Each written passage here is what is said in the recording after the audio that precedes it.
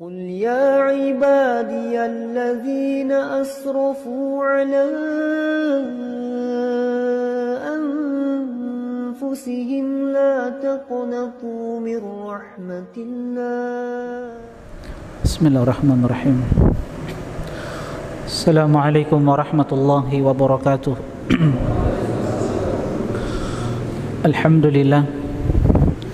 Alhamdulillahi ala ihsani wa syukru lahu ala taufiqihi wa amtinani. Asyhadu an la ilaha illallah wahdahu la syarika lahu ta'ziman li sya'ni. Wa asyhadu anna Muhammadan abduhu wa rasuluhu adai ila ridwani. Sallallahu alaihi wa ala alihi wa ashabihi wa ikhwanihi, amma ba'da. Ya ayyuhalladzina amanu taqullaha haqqa tuqatih wa la tamutunna illa wa antum muslimun. Jemaah sekalian, ikhwani rahimani wa rahimakumullah, sebuah kebahagiaan, kenikmatan bagi kita semua di mana Allah Subhanahu wa taala pertemukan kita di majelis yang mulia, di tempat yang penuh berkah, di salah satu rumah dari rumah-rumah Allah Subhanahu wa taala, di tempat yang kata Nabi sallallahu alaihi wasallam, ahabbul biladi illallah, sebaik-baik tempat yang sangat dicintai oleh Allah Subhanahu wa taala, masajiduha, adalah tempat yang di dalamnya ditegakkan syariat Allah Subhanahu wa taala, tempat yang di dalamnya dibicarakan ayat-ayat Allah, dibicarakan di dalamnya hadis-hadis Rasulullah sallallahu alaihi wasallam. Kita berada di majelis yang kata Allah Subhanahu wa taala di dalam hadis qudsi sebagai keutamaan dan kemuliaan bagi orang-orang yang mendatanginya. Satu tempat yang kalau kita berdoa kepada Allah Subhanahu wa taala, maka semua permintaan kita akan dikabulkan. Allah Subhanahu wa taala berfirman dalam hadits qudsi dari Rasulullah sallallahu alaihi wasallam yang diriwayatkan oleh Imam Bukhari rahimahullahu taala. Allah Jalla wa ala berfirman, qad ghafartu lahum, sungguh aku telah memberikan ampunan kepada orang-orang yang duduk di majelis ilmu. Fa'ataituhum ma sa'alu, dan aku berikan segala apa yang mereka minta. Wa ajartuhum mimma stajaru, dan aku memberikan perlindungan kepada mereka dari apa yang mereka minta perlindungan kepadaku.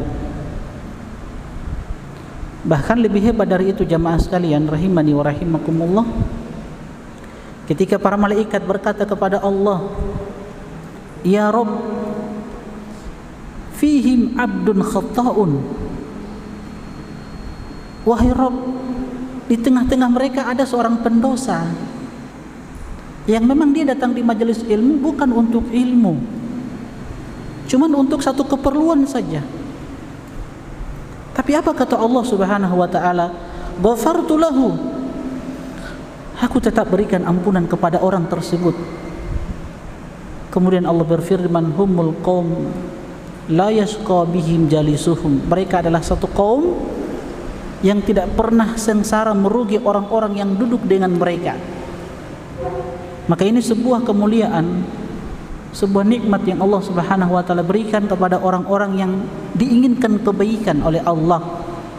Man yuridillahu bihi khairan yufaqihu fid din, siapa yang diinginkan kebaikan oleh Allah, maka kata Nabi sallallahu alaihi wasallam, Allah akan berikan pemahaman tentang agama ini. Dan majelis ilmu ini, teman-teman sekalian, sebagaimana yang dikatakan oleh seorang ulama, Abu Idris Al-Khawlani rahimahullahu ta'ala mengatakan, al-masajid majalisul kiram, masjid-masjid itu adalah tempat berkumpulnya orang-orang mulia, karena yang datang itu adalah tamu-tamu Allah Subhanahu wa ta'ala. Jadi ketika seorang muslimah datang ke masjid untuk satu niatan, untuk satu tujuan, di mana dia datang di majelis ilmu untuk mengangkat kebodohan, ingin belajar agama, ingin mendalami agama yang dibawa oleh Rasulullah sallallahu alaihi wasallam. Maka itu ma'asyiral muslimin rahimani wa rahimakumullah, adalah sebuah kemuliaan majalisul kiram, orang-orang yang mulia. Maka kita bersyukur kepada Allah Subhanahu wa taala, kita diberikan taufik, sebuah kekuatan oleh Allah Subhanahu wa taala untuk sama-sama kita belajar, menuntut ilmu, saling berbagi ilmu. Saya tidak sehebat apa yang antum kira. Kita sama-sama belajar di sini. Kita sama-sama belajar, saling berbagi ilmu. Maka insyaallah ma'asyiral muslimin, ikhwani rahimani wa rahimakumullah, di kesempatan yang berbahagia ini, di tempat yang penuh berkah, kita akan membahas satu pembahasan dari satu kitab yang ditulis oleh Syekh Naif bin Mamduh Al-Su'ud. Sebuah pembahasan yang sangat penting untuk kita ketahui bersama. Pembahasan tentang jalan-jalan yang bisa mengantarkan kita ke surga Allah Subhanahu wa taala. Kitab ini sangat bagus. Kitab yang ditulis oleh seorang ulama, yang kitab ini diberi judul dengan tema 175 jalan menuju surga. Kita akan belajar kebaikan-kebaikan, amalan-amalan yang bisa mengantarkan kita ke surga Allah Subhanahu wa taala. Setiap muslim dan muslimah pasti cita-citanya adalah surga Allah Subhanahu wa taala. Semua yang dia lakukan dalam kehidupan dunia ini, dia capek-capek beribadah, datang sholat 5 waktu, datang di majelis ilmu dari rumah, dari tempat yang sangat jauh. Satu tujuannya untuk mendapatkan ridha Allah Subhanahu wa taala, yang dengan keridhaan itu dia masuk surga Allah Subhanahu wa taala. Dan surga itu jamaah sekalian adalah tempat yang penuh dengan kenikmatan. Beda dengan dunia yang kita tempati saat ini. Tempat yang penuh dengan penderitaan, tempat yang penuh dengan fitnah, cacian, makian, capek, kita dibuli, kita diberikan musibah demi musibah. Darul ikhtibar. Memang dunia Allah Subhanahu wa taala ciptakan untuk menguji hamba-hambanya. Beda dengan kehidupan akhirat, masuk surga. Yang kata Nabi sallallahu alaihi wasallam, man yadkhulul jannah, siapa yang masuk ke dalam surga, yan'am, maka dia akan mendapatkan semua kenikmatan, wala yab'as, dia tidak akan pernah mendapatkan kesengsaraan. Tidak ada kedengkian, tidak ada permusuhan, tidak ada iri, tidak ada hasad, tidak ada saling memfitnah. Di surga itu semua nikmat. Wa tabla thiyabuhum wala tabla thiyabuhum, pakaian-pakaian, baju-baju yang mereka pakai itu tidak akan usang. Wala yanfas syababuhu, yang kata Nabi SAW, ketika kita masuk surga, maka mereka senantiasa muda, tidak akan pernah tua mereka itu. Yang umur mereka ketika mereka masuk ke dalam surga itu 30 tahun. Umur yang Allah Subhanahu wa taala berikan untuk penduduk surga 30 tahun, jamaah sekalian. Sebuah kenikmatan. Adapun dunia, tempat di mana kita akan dihadapkan dengan segala bentuk musibah, penderitaan. Makanya ada hadis yang disebutkan ketika Nabi SAW menggambarkan ada seorang dalam kehidupan ini dia mendapatkan segala kenikmatan. Wa yu'ta bi an'ami ahli dunya wa huwa min ahli nar. Pada hari kiamat nanti, kata Nabi SAW, akan didatangkan seorang yang ketika di dunia dia mendapatkan segala kenikmatan, semua kenikmatan dunia dia sudah rasakan. Tapi kata Nabi, wa huwa min ahli nar, tapi dia termasuk penduduk neraka. Fayusbagu sabghatan finnar. Kemudian orang ini dicelupkan satu celupan ke dalam neraka. Kemudian langsung diangkat oleh Allah Subhanahu wa taala. Maka Allah bertanya kepada hamba tersebut, "Hal ra'aita khairan qad?" Apakah selama ini engkau pernah melihat kebaikan? Hal marra bika na'imun qad? Apakah selama ini engkau merasakan kenikmatan? Apa kata hamba ini? La ya Rabb, demi Allah aku tidak pernah merasakan yang namanya kenikmatan. Ini satu celupan di dalam neraka. Cuman dicelup sebentar langsung diangkat oleh Allah. Padahal dalam kehidupan dunia orang ini itu sudah merasakan semua kenikmatan, tidak pernah menderita, semua dimiliki. Tapi satu celupan yang Allah berikan kepadanya di dalam neraka itu sudah menghapus semua kenikmatan yang dia dapatkan ketika di dunia. Kemudian kata Nabi SAW, "Yu'ta," dan didatangkan seorang yang ketika di dunia dia menderita, dia miskin, susah hidupnya, tapi hamba ini adalah hamba yang senantiasa taat kepada Allah Subhanahu wa taala, hamba yang senantiasa bertawakal kepada Allah. Dia tidak meminta kecuali meminta kepada Allah. Dia tidak bergantung dan berharap kecuali hanya kepada Allah Subhanahu wa taala. Waktu-waktu yang dia lalui dari kehidupan ini diisi dengan kebaikan-kebaikan, tapi dia susah, menderita, diberikan musibah demi musibah. Fayusbagu fil jannah sabghatan. Kemudian kata Nabi SAW, orang ini dicelupkan satu celupan ke dalam surga, lalu diangkat oleh Allah Subhanahu wa taala. Maka Allah bertanya kepada hamba tersebut, "Hal ra'aita bu'san qad? Hal marra bika shiddatun qad?" Apakah engkau pernah merasakan yang namanya penderitaan, kesusahan, kesulitan? Kata hamba ini, "La ya Rabb, demi Allah tidak ya Rabb." Lihat bagaimana satu kecelupan di dalam surga itu sudah menghilangkan, menghapuskan semua penderitaan dia di dalam kehidupan dunia ini.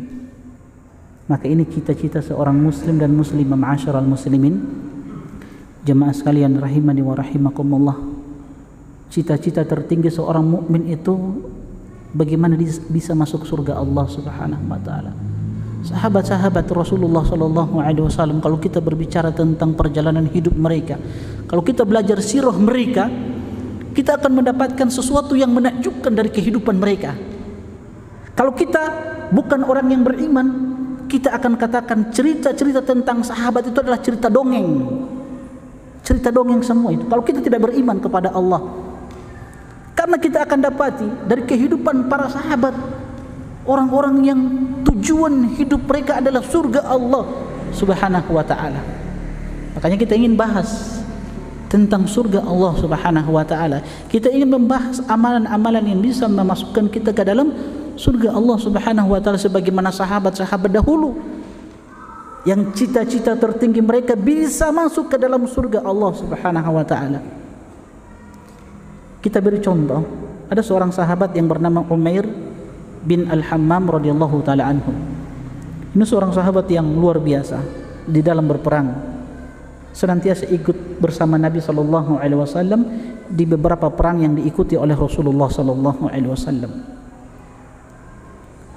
Nah, Umair bin Al-Hammam ini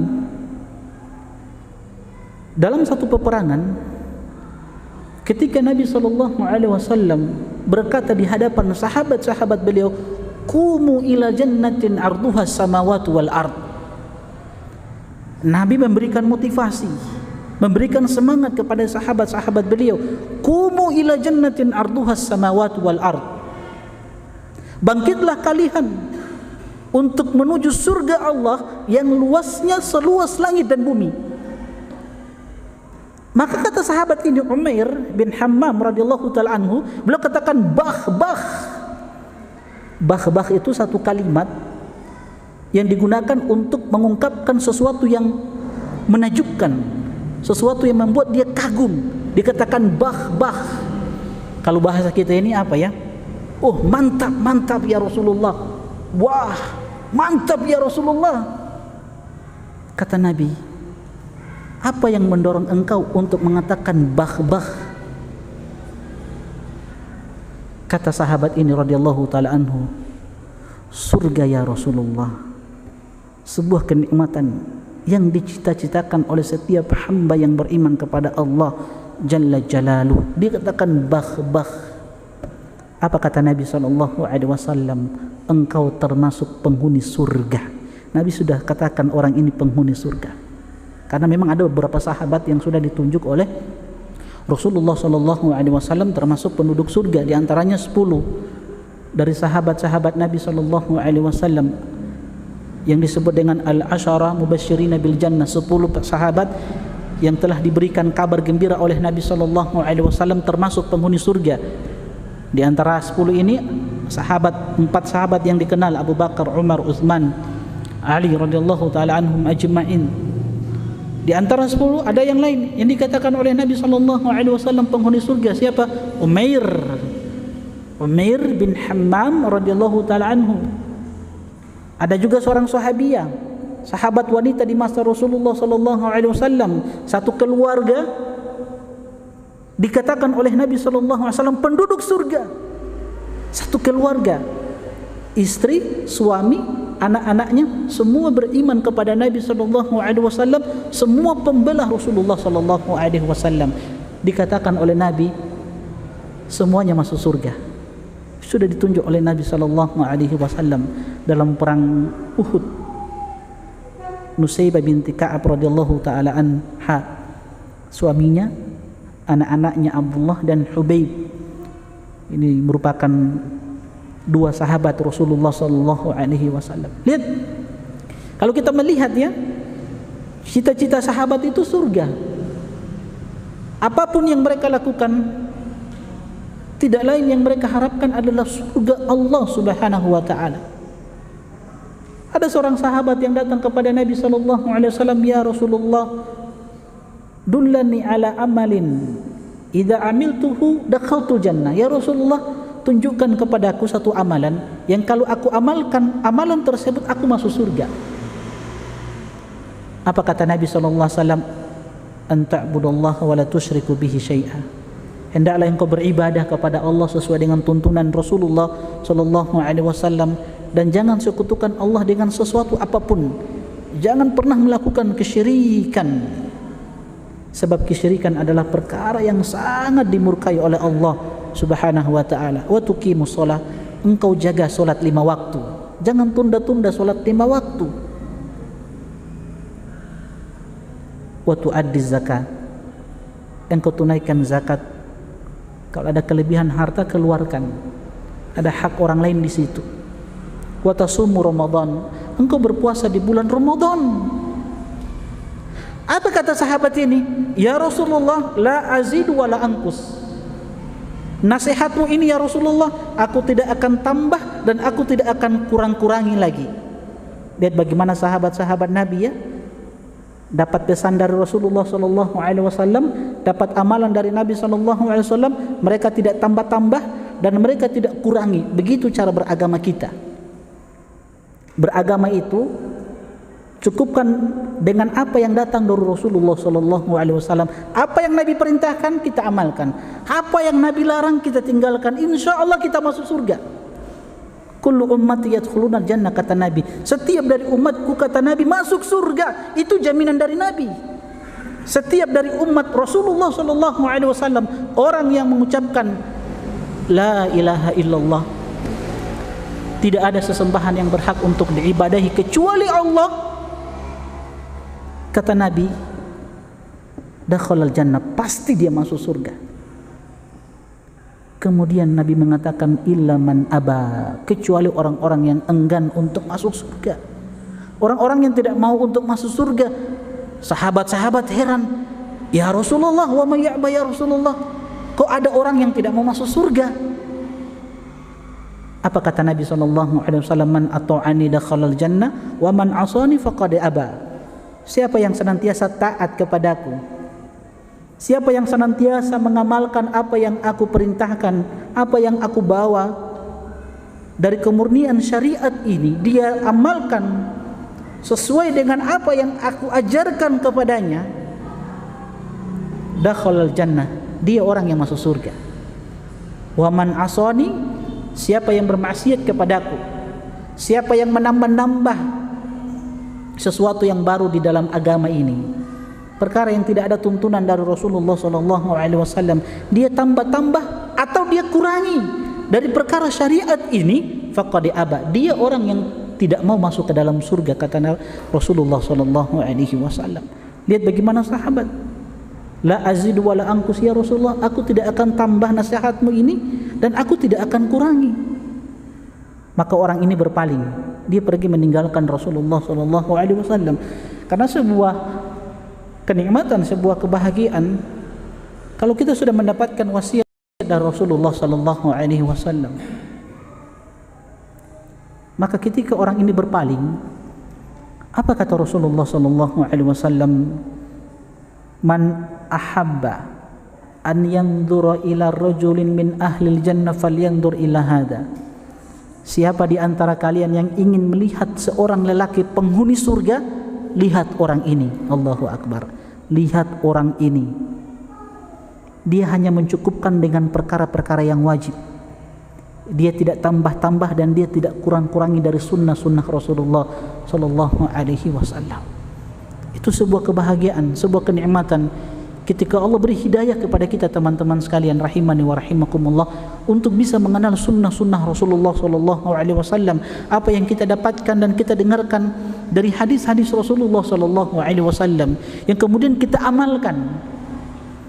Kita tidak tambah-tambah dan kita tidak kurangi, dan terkhusus kita meninggalkan kesyirikan.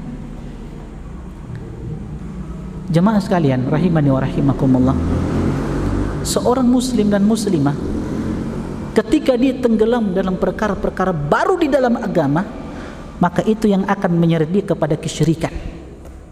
Sesuatu yang tidak ada tuntunan dari Rasulullah SAW, kalau diamalkan, itulah yang akan membawa dia kepada kebinasaan, terkhusus kepada kesyirikan.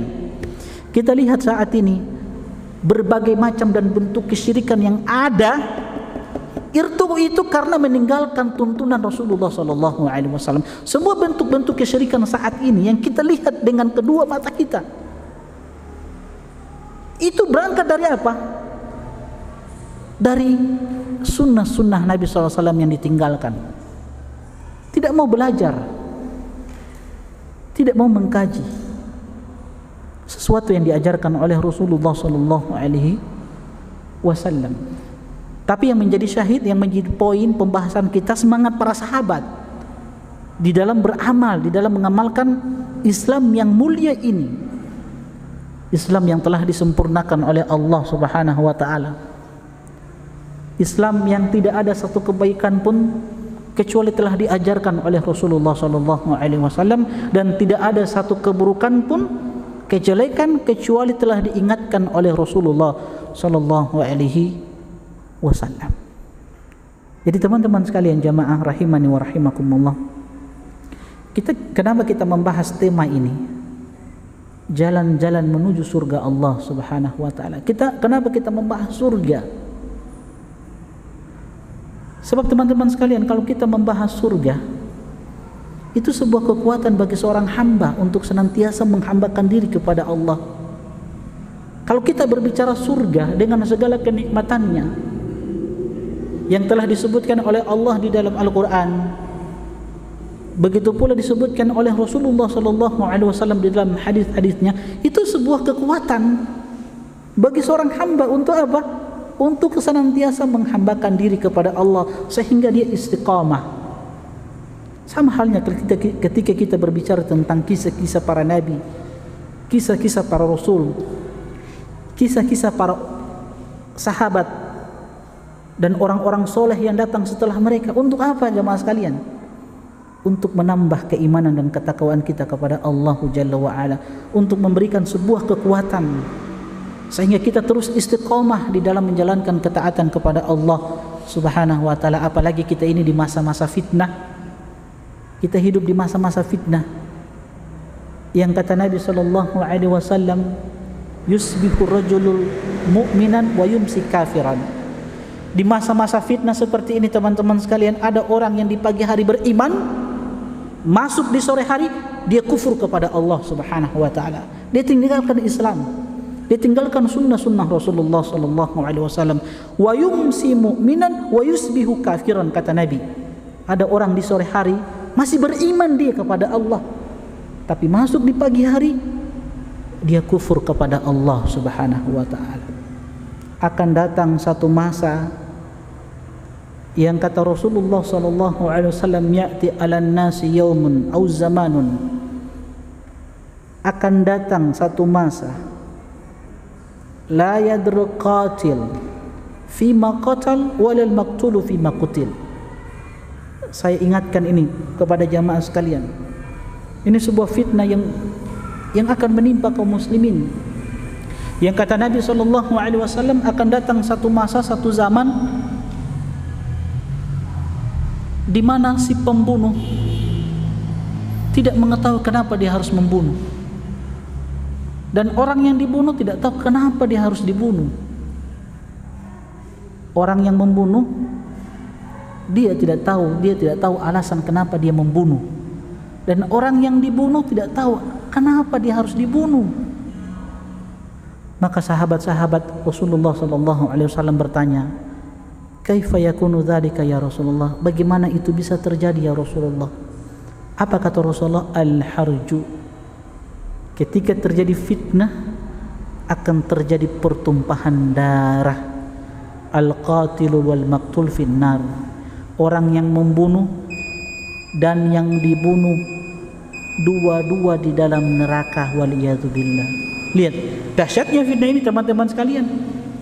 Orang yang membunuh dan yang dibunuh dua-dua di dalam neraka. Mungkin kita bertanya, Ustaz, kenapa yang dibunuh? Kalau si pembunuh oke, wajar dia masuk neraka, karena dia menumpahkan darah seorang muslim yang tidak berhak untuk ditumpahkan darahnya. Tapi kenapa yang dibunuh harus masuk neraka? Apa jawab Rasulullah sallallahu alaihi wasallam? Innahu harisun ala qatli. Karena yang dibunuh ini pun ada niat untuk membunuh si pembunuh ini. Cuman karena dia sudah didahului, akhirnya dia dibunuh. Jadi yang dibunuh kan ada niat, ada keinginan untuk membunuh juga. Makanya dua-dua kata Nabi, yang membunuh dan yang dibunuh dua-dua masuk di dalam neraka. Saya mau sampaikan ini, ma'asyiral muslimin, teman-teman jamaah rahimani wa rahimakumullah, supaya kita tahu bahwa darah seorang muslim itu berharga. Sampaikan hadis-hadis seperti ini kepada anak-anak muda kita, khususnya anak-anak muda yang suka tawuran, anak-anak muda yang jauh dari bimbingan Islam, anak-anak muda yang jauh dari tuntunan Rasulullah SAW, supaya mereka tidak meremehkan darah seorang muslim, siapapun dia. Selama dia mengucapkan la ilaha illallah, maka haram untuk ditumpahkan darahnya. Haram, siapapun dia. Jangankan seorang muslim, kafir saja, kafir yang mendapatkan perlindungan dari pemerintah, itu haram untuk ditumpahkan darahnya, apalagi darah seorang muslim. Tidak boleh ditumpahkan, jamaah. Darah seorang kafir saja dijaga di dalam Islam, apalagi darah seorang muslim. Maka sampaikan ini, ma'asyiral muslimin, pada keluarga kita, orang-orang terdekat dengan kita, sahabat-sahabat kita, anak-anak kita, khususnya anak-anak muda, supaya mereka tahu bahwa darah seorang muslim itu sangat berharga. Jangan mudah untuk menumpahkan darah seorang muslim. Barusan kita dengar kejadian di Gorontalo kan, ada seorang om yang membunuh ponakannya sendiri. Barusan peristiwa yang terjadi, barusan terjadi. Baik, insyaallah kita lanjutkan setelah azan dikumandangkan. Wassallallahu nabiyana Muhammad wa ala alihi wasallam ajma'in.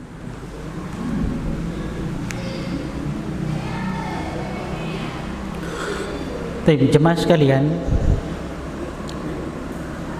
ikhwani wa akhwati fillah, rahimani wa rahimakumullah. Jadi sekali lagi kita membahas tentang surga, tidak lain kecuali untuk menumbuhkan semangat kita di dalam beribadah kepada Allah Subhanahu wa taala. Dan itu tidak akan kita dapati kecuali di majelis ilmu.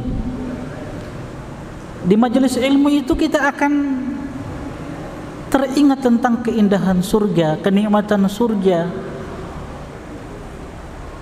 Di majelis ilmu itu kita akan bersemangat untuk senantiasa mengamalkan apa yang Allah Subhanahu wa taala perintahkan.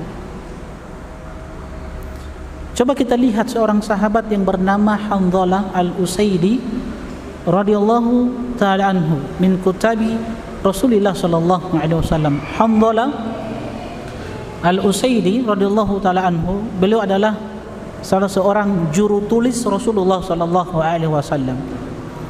Satu hari beliau pernah mengatakan nafaqa Hanzalah. Dia katakan Hanzalah itu munafik. Dirinya dikatakan munafik. Maka sahabat Abu Bakar radhiyallahu taala anhu ketika mendengarkan ucapan beliau, maka beliau bertanya, "Kenapa engkau katakan dirimu munafik?" Maka apa jawab Hanzalah Al-Usaidi radhiyallahu taala anhu? Beliau katakan, kalau kita duduk di majelis Rasulullah sallallahu alaihi wasallam, maka kita akan senantiasa teringat surga Allah Subhanahu wa taala, akan semangat beramal. Dan sahabat-sahabat Nabi itu kalau mendengarkan Nabi berceramah, itu seakan-akan di kepala mereka itu ada seekor burung. Artinya saking diamnya mereka. Tidak seperti di zaman kita, kalau ada ustadz lagi menyampaikan ilmu, ada yang jalan-jalan bagi-bagi kue. Iya, beda keadaan kita dengan para sahabat. Karena memang tujuan kita datang ke majelis ilmu bukan sesuatu yang mulia yang kita ingin dapatkan dari surga Allah. Sahabat-sahabat tidak. Mereka duduk di majelis ilmu itu digambarkan seakan-akan di kepala mereka itu ada seekor burung. Saking diamnya mereka mendengarkan apa yang disampaikan oleh Rasulullah sallallahu alaihi wasallam, karena memang cita-cita mereka adalah surga. Ya beda dengan kita kan? Yang kita dahulukan apa? Perut. Gampang untuk makanan, minuman, bentar nanti setelah kajian selesai baru bagi-bagi makan-makan, tidak masalah. Cuman saya tidak ingin, bukan mau dihormati, tidak. Tapi hormati dan hargai ilmu yang disampaikan. Agungkan ilmu yang disampaikan. Kita ini berbicara tentang ayat-ayat Allah, tentang hadis-hadis Nabi. Sebaik-baik ucapan kalamullah, ucapan Allah Subhanahu wa taala, firman Allah Subhanahu wa taala. Sebaik-baik petunjuk adalah petunjuk Rasulullah sallallahu alaihi wasallam. Itu yang kita ucapkan di majelis ilmu. Bukan cerita-cerita dongeng, cerita-cerita khurafat yang tidak ada asal usulnya. Enggak. Bukan ketawa-ketawa, bukan. Yang kita sampaikan ilmu, ayat Al-Quran dan hadis-hadis Nabi sallallahu alaihi wasallam, yang itu akan menambah keimanan dan ketakwaan kita kepada Allah.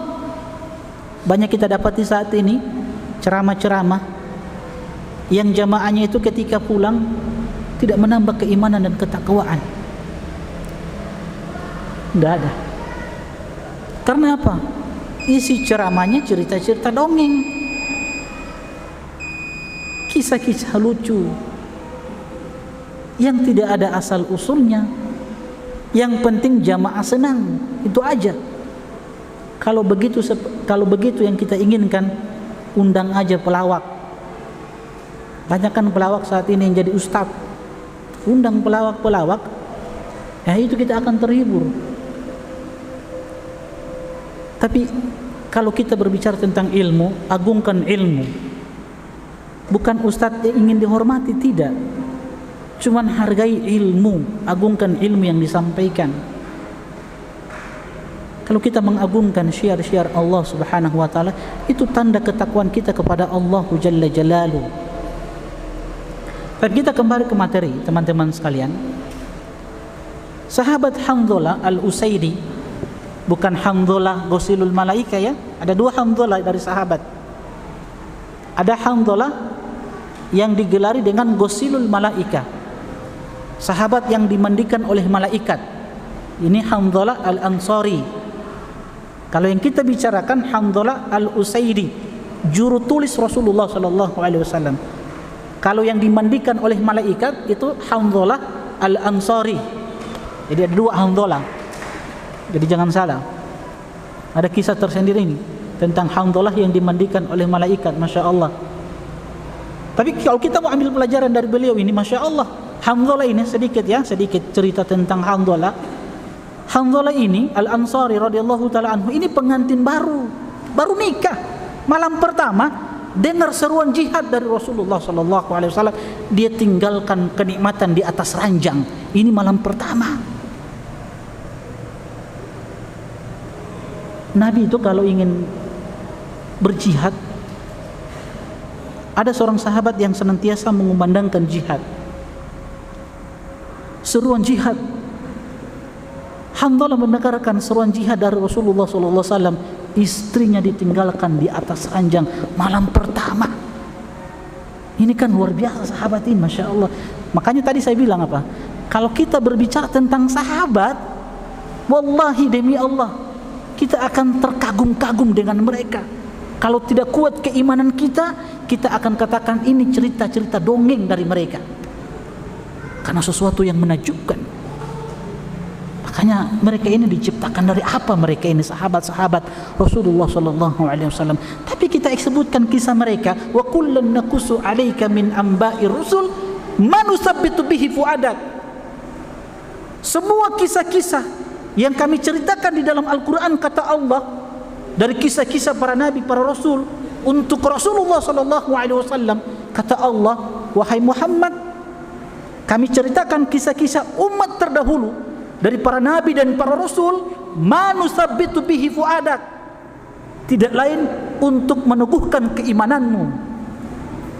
Makanya kita sebutkan kisah-kisah orang-orang terdahulu yang telah diridhoi oleh Allah Subhanahu wa taala. Ini kan manusia-manusia yang sudah mendapatkan ridha Allah. Orang-orang yang sudah ditunjuk oleh Nabi sallallahu alaihi wasallam, Abu Bakar fil jannah, Umar fil jannah, Utsman fil jannah, Ali fil jannah, dan sahabat-sahabat yang lainnya yang sudah ditunjuk oleh Rasulullah sallallahu alaihi wasallam. Nah, kita sebutkan kisah-kisah mereka ini untuk apa? Manusabbitu bihi fuadak, untuk meneguhkan keimanan kita supaya betul-betul kita istiqomah. Begini loh sahabat-sahabat Nabi. Contoh ini Hanzalah Al-Ansari, pengantin baru malam pertama, dengar seruan jihad, ya, langsung dia tinggalkan istrinya, ikut berperang dengan Nabi SAW dalam perang Uhud. Allah takdirkan dia mati syahid. Setelah perang usai selesai, maka ada sahabat-sahabat melihat ada bekas-bekas air di kepala beliau ini, sahabat radhiyallahu taala anhu. Maka mereka bertanya-tanya. Dan apa kata Nabi SAW? Sungguh Hanzalah sedang dimandikan oleh malaikat. Kenapa dimandikan oleh malaikat? Ketika mendengarkan seruan jihad di atas ranjangnya dengan kenikmatan bersama istrinya, dia lupa mandi junub, pergi langsung bersama Rasulullah sallallahu alaihi wasallam. Siapa yang bisa seperti itu jamaah sekalian? Di malam pertama, antum malam pertama saja terlambat sholat berjamaah, bahkan mungkin sholat di rumah, tidak sholat di masjid, apalagi seruan jihad. Ya, paling besoklah, bulan depan ya Rasulullah. Ya, kalau kita hidup di zaman Rasulullah mungkin seperti itu. Tapi sahabat-sahabat Nabi tidak. Kenapa jamaah sekalian? Karena cita-cita mereka surga dengan segala kenikmatannya. Nah, kita kembali ke sahabat Hanzalah, tapi bukan Hanzalah ini Rasulul Malaikat, tapi juru tulis Rasulullah sallallahu alaihi wasallam, Hanzalah al-Usaidi radhiyallahu taala anhu. Kalau yang tadi Al-Ansari, kalau ini Al-Usaidi radhiyallahu taala anhu. Dia katakan, kita ini kalau di majelis Rasul teringat surga, semangat beramal. Tapi kembali ke rumah, ke istri kita, ke anak-anak kita, terlupakan yang namanya surga itu. Semangat beramal yang tadinya Masya Allah mulai kendor, mulai malas. Kenapa? jauh dari majelis. Makanya dia katakan nafaqah Hanzalah, Hanzalah munafik. Apa kata sahabat Abu Bakar? Sama, aku pun merasakan apa yang engkau rasakan. Kalau di majlis Rasul semangat beramal, teringat surga, seakan-akan surga itu ada di hadapan kita, ingin menggapai surga, ingin masuk surga. Dunia ini kita ingin tinggalkan.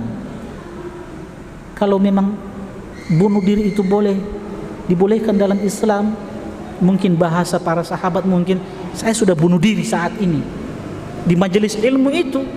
Kalau sekiranya bunuh diri itu dibolehkan, ya mungkin saat itu saya bunuh diri saja supaya segera masuk ke dalam surga Allah Subhanahu wa ta'ala. Tapi kata sahabat Abu Bakar sama-sama orang merasakan seperti itu. Kalau pulang ke rumah, yang tadinya semangat beramal mulai kendor, malas-malas, ya. Nah, akhirnya keduanya datang kepada Rasulullah sallallahu alaihi wasallam. Mereka mengadu kepada Rasulullah sallallahu alaihi wasallam. Apa pesan Nabi sallallahu alaihi wasallam kepada Hanzalah? Ya Hanzalah, sa'atan sa'ah. Ada saat-saatnya. Lakukan sesaat demi sesaat. Ini konsep hidup orang beriman.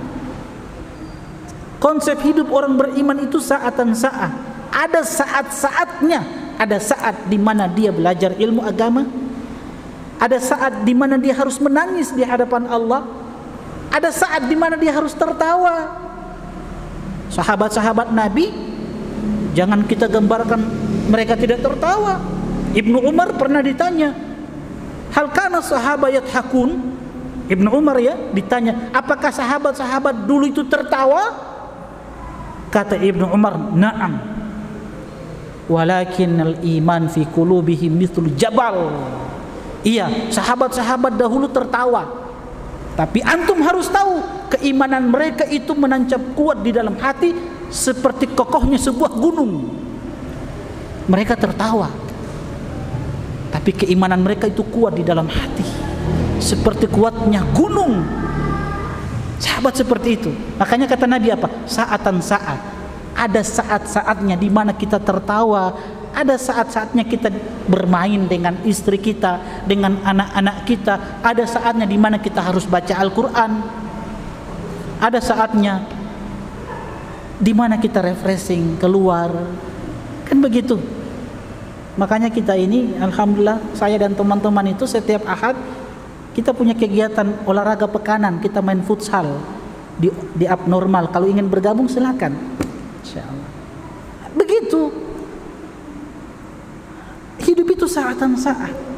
Malamnya pada maghrib kita di majelis ilmu, duduk mendengarkan ayat Al-Quran, mendengarkan hadis-hadis Rasulullah sallallahu alaihi wasallam. Pulang dapat ilmu, kita ajarkan kepada istri kita, kepada anak-anak kita, kepada orang tua kita, keluarga terdekat kita.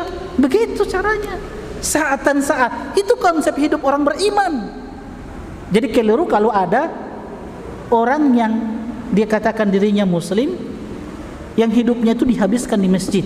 Itu keliru. Cuman di masjid dari pagi, siang, sore, malam di masjid terus, itu keliru. Keliru.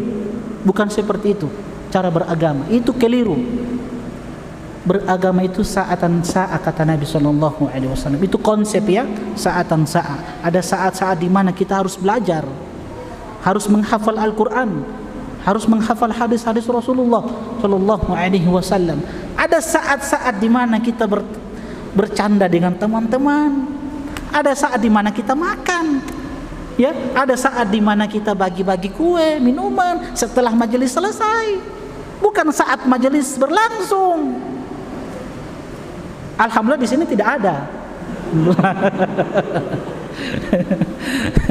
Itu di majelis lain ya, di masjid lain. Di sini alhamdulillah, masya Allah ya, semuanya khusyuk mendengarkan ceramah. Jadi kata Nabi, jamaah sekalian, ya Hanzalah sa'ah-sa'ah. Wahai Hanzalah, hidup itu ada saat-saatnya. Lau tadumuna ala ma kuntum alaihi la safahatkumul malaikah. Kalau sekiranya keimanan kalian itu terus naik, maka sungguh malaikat-malaikat Allah akan turun dari langit dan akan bersalaman dengan kalian.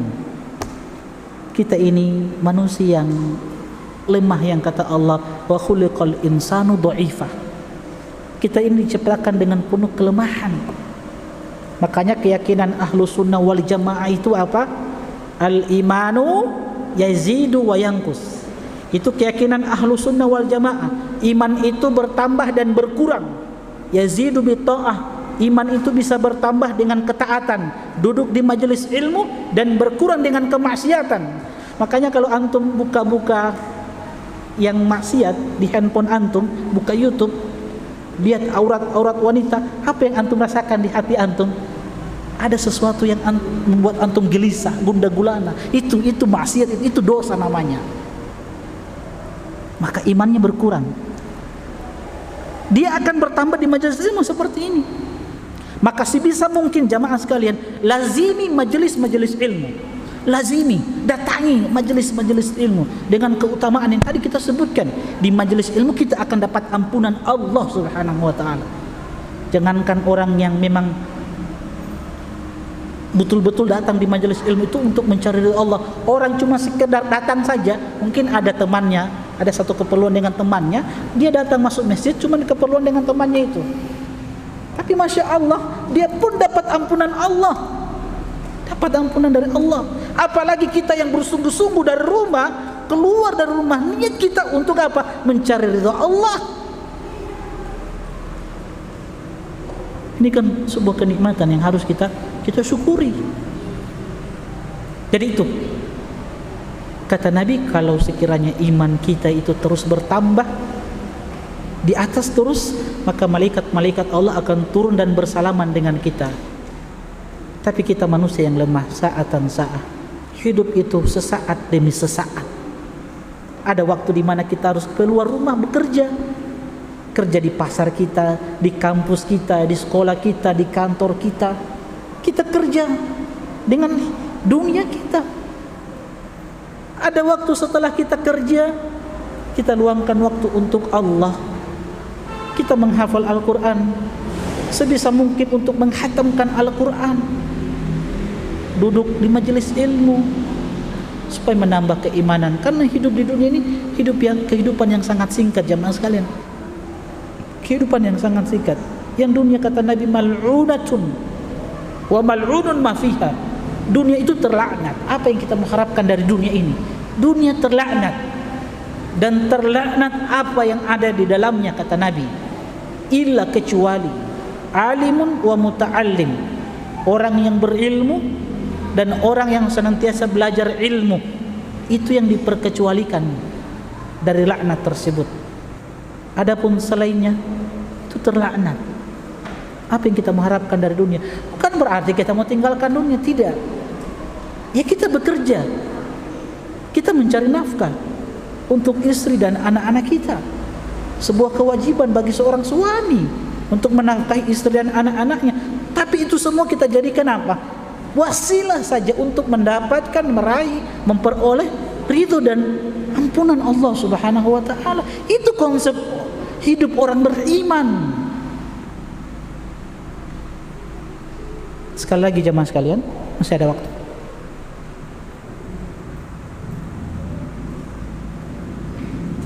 Selesai? Hah? Ya? Mau atau selesai saja ya? Insyaallah nanti cari waktu. Kalau ada yang mau bertanya, kita buka sesi tanya jawab.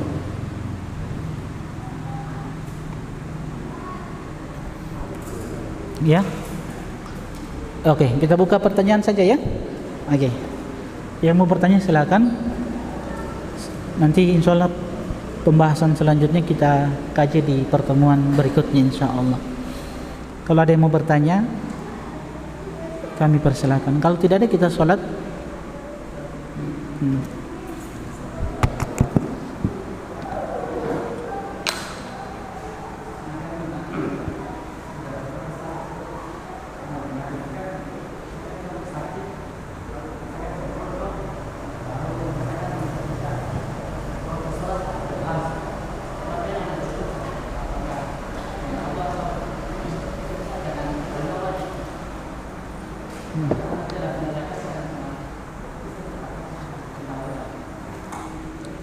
Iya, kalau kita sholat,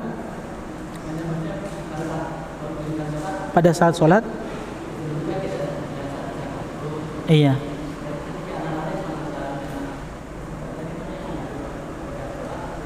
iya, kan ada hadis mengatakan begini, la sholata bihadrati ta'am, tidak ada sholat bagi orang yang sudah dihidangkan makanan di hadapannya. Apa maksudnya? Kenapa Nabi sampaikan seperti itu? Tidak ada sholat bagi orang yang sudah dihidangkan makanan di hadapannya. Artinya apa? Selesaikan dulu makanan itu baru sholat. Kenapa disuruh selesaikan makanan itu baru sholat? Jangan sampai kalau kita dahulukan sholat nanti teringat makanan. Itu yang akan menjadikan kita lalai dalam sholat kita, yang tidak akan menjadikan kita khusyuk di dalam sholat kita.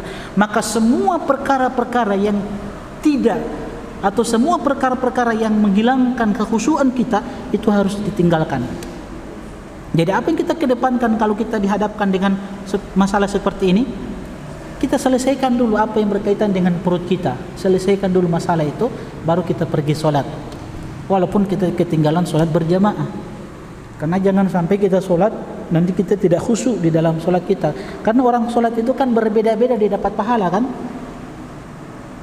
Ada yang dapat 1/10-nya, 1/9-nya, 1/8-nya, 1/7-nya, 1/6 sampai 1/2 dalam satu saf yang sama ini, saf terdepan. Gerakan-gerakannya sama, tapi pahalanya berbeda-beda. Tergantung kekhusyuan dia. Makanya seorang muslim itu ketika beribadah, khususnya melaksanakan sholat, maka salah satu trik supaya kita khusyuk di dalam sholat dan kita mendapatkan pahala yang sempurna, jadikan sholat yang kita kerjakan itu adalah sholat perpisahan, sholat terakhir kita. Maka itu akan menambah rasa khusyuk kita kepada Allah Subhanahu wa ta'ala. Selain trik-trik yang lain, cara-cara yang lain, memahami apa yang dibaca oleh imam, itu kan cara untuk menumbuhkan rasa khusyuk. Dan tidak ada cara lain supaya kita bisa memahami apa yang dibaca imam kecuali apa? Belajar bahasa Arab. Makanya orang-orang Arab itu terkadang kita lihat orang awam, Masya Allah ya, bisa jadi pendosa. Pendosa dia sholat,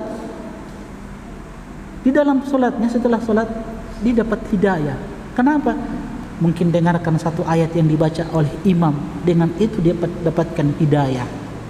Kenapa? Karena tahu maknanya, artinya, kan begitu. Nah itu penting kita belajar bahasa Arab. Tujuannya untuk memahami Al-Quran, ayat-ayat yang dibaca di dalam sholat, dan itu akan menambah rasa khusyuk kita kepada Allah Subhanahu wa ta'ala. Wallahu ta'ala a'lam. Baik, ada yang lain? Kalau nggak ada,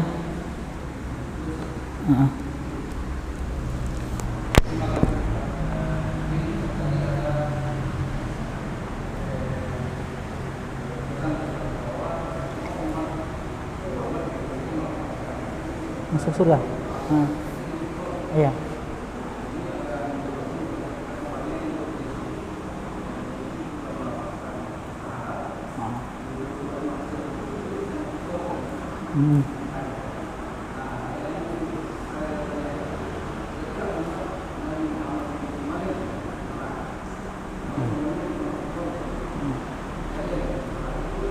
Iya.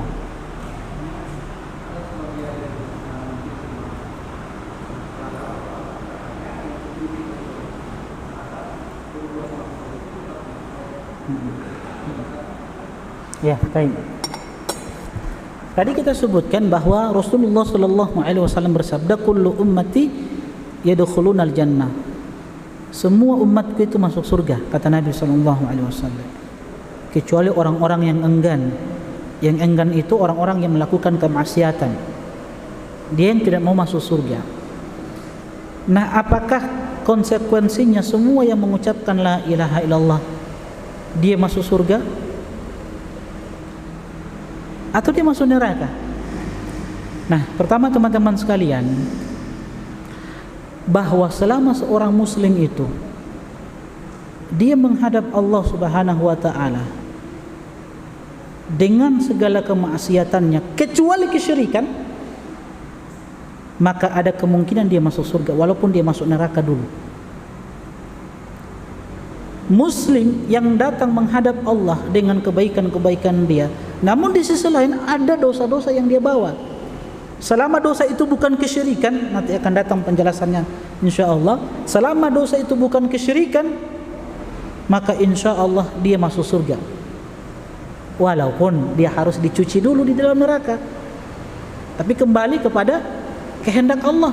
Kalau Allah kehendaki, langsung Allah masukkan ke dalam surga. Tapi kalau Allah kehendaki, Allah masukkan dulu dia di dalam neraka, tapi dia tidak kekal di dalamnya. Ya, tidak kekal di dalamnya. Hadis yang berbicara tentang perpecahan umat, Nabi katakan umat ini berpecah belah menjadi berapa golongan?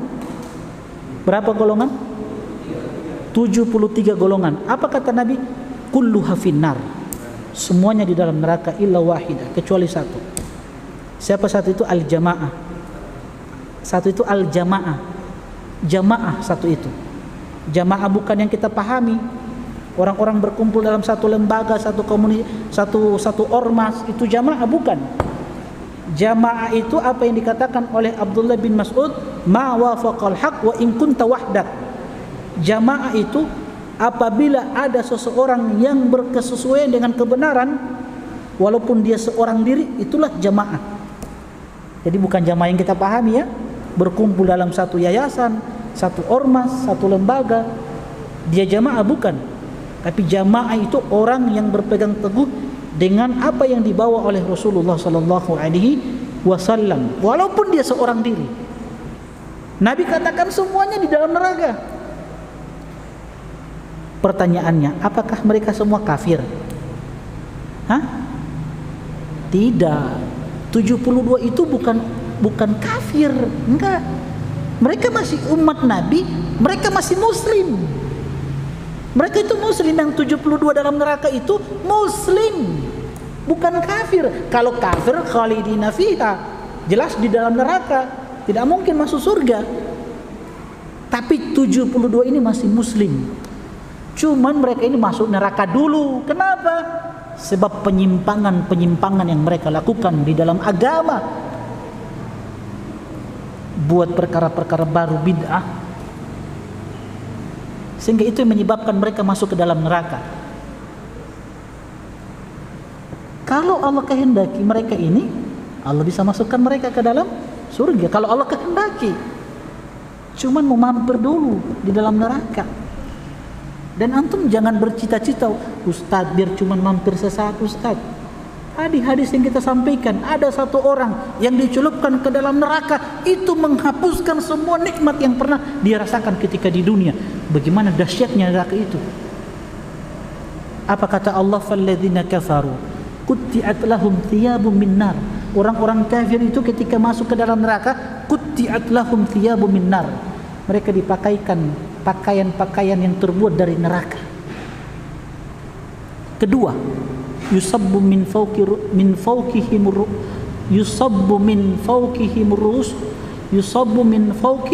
ru'usihimul hamim. Dituangkan dari kepala-kepala mereka air yang mendidih. Yusharu bihi ma fi butunihim wal julud. Dengan air yang mendidih itu hancurlah perut-perut mereka dan kulit-kulit mereka. Meleleh kulit-kulit mereka. Sampai di situ jemaah kan? Tidak. Kata Allah, walahum maqami'u min hadid. Dan bagi mereka cambuk-cambuk yang terbuat dari besi. Kullama aradu ayakhruju minha min ghammin u'idu fiha. Setiap mereka ingin keluar dari neraka, kata Allah, karena siksaan yang pedih, u'idu fiha, mereka dikembalikan lagi ke dalam neraka. Wadzuqu adzabal hariq, dikatakan kepada mereka, inilah siksaan yang pedih untuk kalian. Itu neraka. Jadi jangan pernah bercita-cita masuk neraka. Siksaan yang paling ringan yang didapatkan oleh Abu Talib, paman Rasulullah sallallahu alaihi wasallam, yang kalau dipakaikan sandal yang terbuat dari neraka, hancur otak dia. Itu siksaan yang paling ringan. Bagaimana yang dahsyatnya. Tapi kembali ke pertanyaan tadi, selama muslim ini yang dia mengucapkan la ilaha illallah, dia tidak melakukan kesyirikan. Cuman masalahnya sekarang ini banyak orang yang melafazkan la ilaha illallah tapi tidak tahu konsekuensi dari la ilaha illallah, tidak tahu makna la ilaha illallah. Apa makna la ilaha illallah? Kalimat yang agung ini, la ilaha illallah, di dalamnya ada dua rukun yang penting yang harus diketahui oleh setiap muslim dan muslimah. Ada isbat, ada nafyun, ada penetapan dan ada penafian. Kita tetapkan bahwasanya tidak ada sesembahan yang berhak untuk diibadahi kecuali Allah. Kalau dia tetapkan ini, dia tidak akan datangi kuburan, dia tidak akan datangi orang-orang yang merasa pintar, dukun-dukun. Dia tidak akan mencari berkah dari jimat-jimat. Enggak. Karena dia tahu yang memberikan manfaat, yang memberikan mudarat hanya Allah Subhanahu wa taala. Yang memberikan manfaat dan menolak mudarat, yang menciptakan bumi ini, yang memberikan rezeki hanya Allah, yang memberikan perlindungan hanya Allah. Tidak ada sesembahan yang berhak untuk diibadahi.